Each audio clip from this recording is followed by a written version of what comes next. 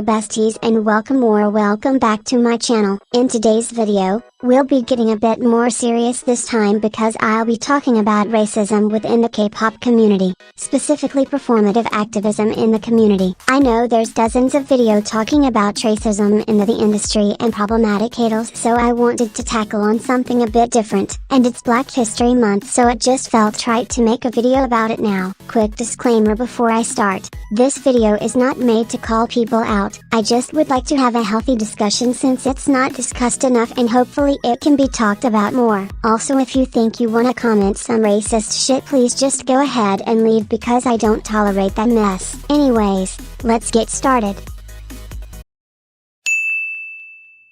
So you may be asking, what is performative activism? Well, it's basically when someone acts like they're supporting a cause or a movement just to gain attention. For example, you all remember when everyone posted a black square on Instagram in 2020 to quote-unquote show how much they care when most of them didn't even donate to anything or support black-owned businesses or anything. It's like acting as if you're against racism but defending racists and saying slurs behind closed doors. Hopefully that made more sense. But yeah, now that you understand what it is, let's talk about within the K-pop community and how it's weaponized so much against POC K-pop stans.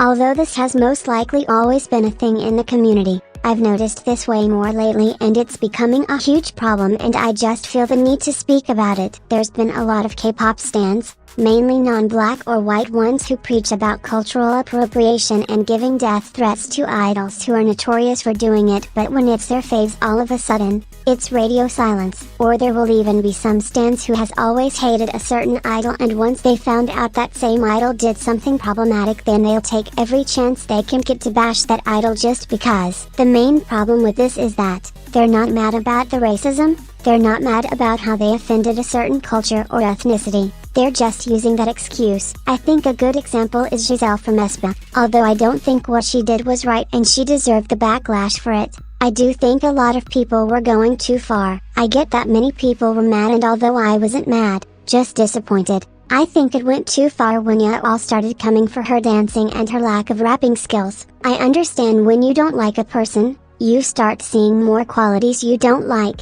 But my question is, how come some of you all were praising her in the beginning and saying how amazing of a rapper she is, but now she's classified as a dozen and should leave the group? Like the math ain't mathing. That's one out of the many reasons why there will always be this vicious cycle when it comes to dealing with problematic idols or them doing something offensive. Because instead of actually trying to have a healthy discussion about these topics, you all want to ignore that and start fan wars to be messy and most call that certain idol out on their talent and not their actions. It's just insanely annoying when some of these white K-pop stans will only talk shit about an idol or group because everyone else is but not even understand what they did wrong. It's giving very much fake.